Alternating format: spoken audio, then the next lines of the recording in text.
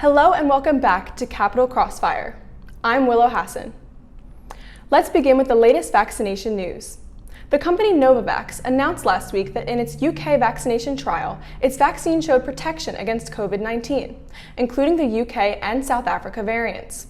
The company is now conducting its vaccine trial here in the United States, and if successful, it could be authorized in the US by April, meaning an additional vaccine supply of 110 million vaccine doses. In other vaccination news, President Joe Biden has asked FEMA to set up 100 vaccination sites and the Pentagon to send 10,000 troops to assist with the effort as part of his pledge to distribute 100 million vaccines in the first 100 days of his presidency. The operation will begin in mid-February. Democrats early Friday morning pushed forward with their effort to pass Biden's $1.9 trillion stimulus plan, which includes $1,400 stimulus checks, vaccine funding, state and local aid, and additional unemployment benefits. The Senate passed the $1.9 trillion budget resolution 51-50 on a party line vote, with Vice President Kamala Harris breaking the 50-50 tie. On Thursday, the House of Representatives voted to remove freshman Congresswoman Marjorie Taylor Greene from the Education and Budget Committees. The vote comes after the House Republican leader, Kevin McCarthy, condemned but refused to remove her. Greene has come under fire for her past comments and endorsements of conspiracy theories, anti-Semitic comments, and political violence. While Greene is no longer a part of any committees, she is still a member of Congress and will be able to vote. Some Democratic representatives feel that this isn't enough. Representative Jimmy Gomez of California introduced a resolution to expel Greene from Congress altogether. Although, unless Greene resigns or a supermajority of the House votes to expel her, she'll continue to hold office. Last month, Donald Trump became the first president in U.S. history to be impeached twice. The Senate trial to convict him will begin February 9th, and if convicted, he may be barred from serving in federal office. The former president's original defense team resigned last week, so his new team has had only a short time to prepare a strategy.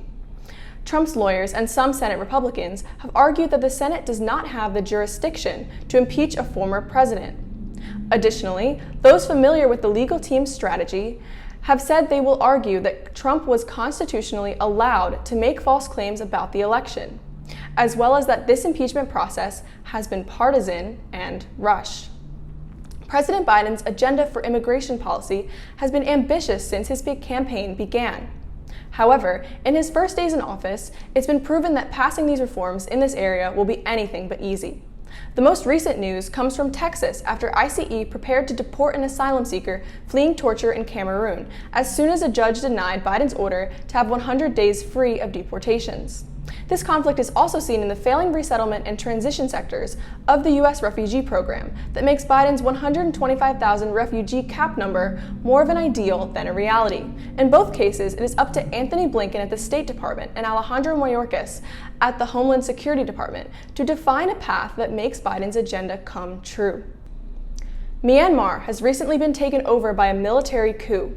For more on this ongoing situation, here's Ryan Anastasio. Thank you, Willow. On today's deep dive, we'll be talking about the recent military coup in Myanmar. On Monday, February 1st, Myanmar's military declared a one-year state of emergency and detained civilian leader Aung San Suu Kyi and others in an early morning raid. Monday was supposed to be the first day of parliament for the country following its November elections, where Suu Kyi's party won in a landslide. The military-backed party did poorly in the recent elections and claims that there were widespread irregularities that could have led to voter fraud. An announcement on Myanmar's military television cited the government's failure to act on voter fraud as a reason for the coup. The Election Commission says there is no evidence to support these claims.